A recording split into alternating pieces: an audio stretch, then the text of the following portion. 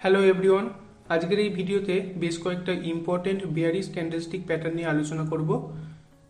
এই ভিডিওর মাধ্যমে আপনারা জানবেন যে ওই প্যাটার্নগুলোর সাথে কিভাবে মার্কেটে এন্ট্রি নিতে হবে এবং আপনারা আপনাদের স্টপ লস কোথায় রাখবেন। তাহলে চলুন ভিডিওটা শুরু করা যাক। এই প্যাটার্নটার নাম হলো টুইজার টপ ক্যান্ডেলস্টিক প্যাটার্ন। এই প্যাটার্নটা আপনারা যদি কোনো রেজিস্ট্যান্স লেভেলের কাছে ফর্ম হতে দেখেন তাহলে আপনাদের বুঝতে হবে যে মার্কেট এখান থেকে রিভার্সাল নিতে পারে, অর্থাৎ আপ ট্রেন্ডের পর এবার এখান থেকে ডাউন ট্রেন্ড শুরু হতে পারে। এই প্যাটার্নের প্রথম ক্যান্ডেলটা একটা গ্রিন ক্যান্ডেল হবে আর দ্বিতীয় ক্যান্ডেলটা একটা রেড ক্যান্ডেল হবে। এই প্যাটার্নের ক্ষেত্রে ইম্পর্টেন্ট যে পয়েন্টটা মনে রাখতে হবে যে এই দুটো ক্যান্ডেলেরই হাই সেম জায়গাতে ফর্ম হবে। এই প্যাটার্নটার সাথে আপনারা তখন এন্ট্রি নিতে পারবেন যদি এই রেড ক্যান্ডেলটার লোয়ের নিচে অন্য একটা রেড ক্যান্ডেল ক্লোজ হয়, তাহলে তখন আপনারা এই প্যাটার্নটার সাথে এন্ট্রি নিতে পারবেন আর আপনাদের স্টপ লস রাখতে হবে এই রেড ক্যান্ডেলের হাইয়ের ওপরে। এক্ষেত্রে minimum 1:2 risk and reward ratio আপনারা রাখতে পারবেন। এই প্যাটার্নটার নাম হলো বেয়ারিশ ইনসাইড বার প্যাটার্ন। এই প্যাটার্নটাকে খানিকটা বেয়ারিশ হারামি ক্যান্ডেলস্টিক প্যাটার্নের মতো দেখতে হলেও এই প্যাটার্ন দুটো সেম নয়, এদের মধ্যে কিছুটা স্ট্রাকচারের ডিফারেন্স আছে।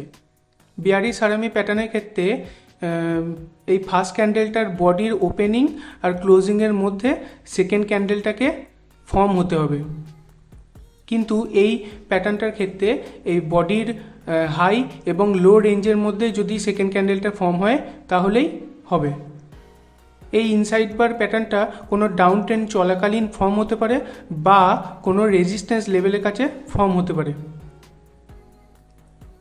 এই প্যাটার্নটা যদি ডাউন ট্রেন্ড চলাকালীন ফর্ম হয় তাহলে তখন এটা ইন্ডিকেট করে যে ডাউন ট্রেন্ড এখনও কন্টিনিউ হবে, কিন্তু যদি এটা কোনো রেজিস্ট্যান্স লেভেলের কাছে ফর্ম হয় এই প্যাটার্নটা, তাহলে সেটা তখন ইন্ডিকেট করে যে মার্কেট এখানে কনসলিডেট করতে পারে অথবা মার্কেটে আপসাইড ব্রেকআউট আসতে পারে। এই প্যাটার্নের ক্ষেত্রে এই সেকেন্ড ক্যান্ডেলটার লোয়ের নিচে যদি কোনো অন্য একটা রেড ক্যান্ডেল ক্লোজ হয় তখন আমরা মার্কেটে এন্ট্রি নিতে পারবো আর আমাদের স্টপ লস রাখতে হবে এই বড় ক্যান্ডেলটার ফার্স্ট ক্যান্ডেলটার হাইয়ের ওপরে আমাদের স্টপ লস রাখতে হবে। এখানে minimum 1:2 risk and reward ratio আপনারা রাখতে পারেন। এই প্যাটার্নটার নাম হলো 3 ব্ল্যাক ক্রো ক্যান্ডেলস্টিক প্যাটার্ন। এই প্যাটার্নে পরপর 3টে রেড ক্যান্ডেল ফর্ম হয়। এখানে এই ফার্স্ট রেড ক্যান্ডেলটা ফর্ম হওয়ার মানে হলো যে মার্কেটে এখান থেকে সেলার্সরা এন্ট্রি নিচ্ছে এবং বায়ার্সরা উইক হয়ে পড়ছে। এখানে এই সেকেন্ড রেড ক্যান্ডেলটা মার্কেটের সেলিং প্রেসারকে ইন্ডিকেট করছে, যেটা বোঝাচ্ছে যে সেলার্সরা আরও বেশি পরিমাণে এন্ট্রি নিচ্ছে এবং মার্কেটটাকে নিচের দিকে নিয়ে যাওয়ার চেষ্টা করছে। আর থার্ড রেড ক্যান্ডেলটা যদি আপনারা দেখেন যে ফর্ম হয়েছে তাহলে বুঝতে হবে যে মার্কেটে ডাউন ট্রেন্ড স্টার্ট হয়ে গেছে। এখানে যদি দেখেন যে এই থার্ড রেড ক্যান্ডেলটার লোয়ের নিচে অন্য কোনো রেড ক্যান্ডেল ক্লোজ হয়েছে তাহলে তখন আপনারা এন্ট্রি নিতে পারবেন আর আপনাদের স্টপ লস রাখতে হবে এই একদম ফার্স্ট ক্যান্ডেলটার হাইয়ের ওপরে। এই ক্যান্ডেলস্টিক প্যাটার্নটার নাম হলো বেয়ারিশ কিকার ক্যান্ডেলস্টিক প্যাটার্ন।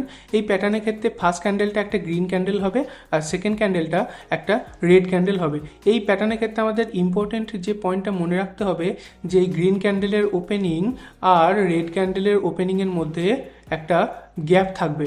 এখানে একটা গ্যাপ থাকবে এই দুটো ক্যান্ডেলের ওপেনিংয়ের মধ্যে। এখানে এই গ্যাপটা মার্কেটের সেলিং প্রেসারকে ইন্ডিকেট করছে। এটা মার্কেটের সেলিং প্রেসারকে ইন্ডিকেট করছে। এটা বোঝাচ্ছে যে মার্কেটে সেলার্সরা বায়ারদের থেকে অনেক বেশি স্ট্রং। এখানে আমরা এই সেকেন্ড রেড ক্যান্ডেলটার ক্লোজিংয়ের পর এন্ট্রি নিতে পারবো এবং আমাদের স্টপ লস রাখতে হবে এই গ্রিন ক্যান্ডেলটার হাইয়ের ওপরে। এই প্যাটার্নের ক্ষেত্রেও minimum 1:2 risk and reward ratio আমাদের রাখতে হবে। এই প্যাটার্নটার নাম হলো গ্রেপস্টোন ডোজি। এই ডোজি প্যাটার্নের বডির থেকে উইকের সাইজ অনেক বড় হয়। এদের বডি ছোট হয় কারণ এদের ওপেনিং আর ক্লোজিং প্রাইস খুব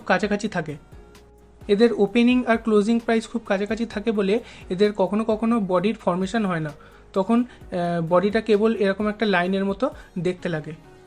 এই প্যাটার্নটা যদি কোনো রেজিস্ট্যান্স লেভেলের কাছে ফর্ম হয় তখন এটা সবথেকে ভালো কাজ করে। এই প্যাটার্নটার এরকম ফরমেশন হওয়ার কারণ হলো বায়াসরা প্রথমে রেজিস্ট্যান্স লেভেল ব্রেক করবার জন্য প্রাইসটাকে ওপরে তুলেছিল, কিন্তু এই রেজিস্ট্যান্স লেভেলে সেলিং প্রেশার খুব হাই থাকবার জন্য সেলার্সরা সেই প্রাইসটাকে কমিয়ে ক্যান্ডেলের ওপেনিং প্রাইসের কাছেই এনেছিল প্রাইসটাকে, যার জন্য এই প্যাটার্নটার বডিটা এত ছোট হয়। এবার এই ডোজি ক্যান্ডেলের পরের ক্যান্ডেলটাও যদি একটা রেড ক্যান্ডেল হয়, তাহলে সেই রেড ক্যান্ডেলের ক্লোজিংয়ের পর আমরা মার্কেটে এন্ট্রি নিতে পারবো, আর আমাদের স্টপ লস থাকবে এই রেজিস্ট্যান্স লেভেলের ওপরে।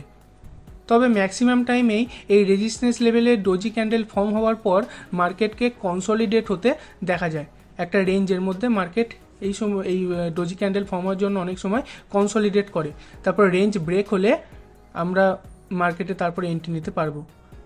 কিন্তু রেঞ্জের মধ্যে থাকাকালীন আমরা মার্কেটে এন্ট্রি নিতে পারবো না, সেক্ষেত্রে স্টপ লস হান্ট হওয়ার চান্সই সবথেকে বেশি থাকে। আজকের মতো এখানেই শেষ করছি। এই ভিডিওর ফার্স্ট পার্টটা যদি না দেখে থাকেন তাহলে ডেসক্রিপশনে লিঙ্ক দিয়ে রাখবো, সেখান থেকে দেখে নেবেন।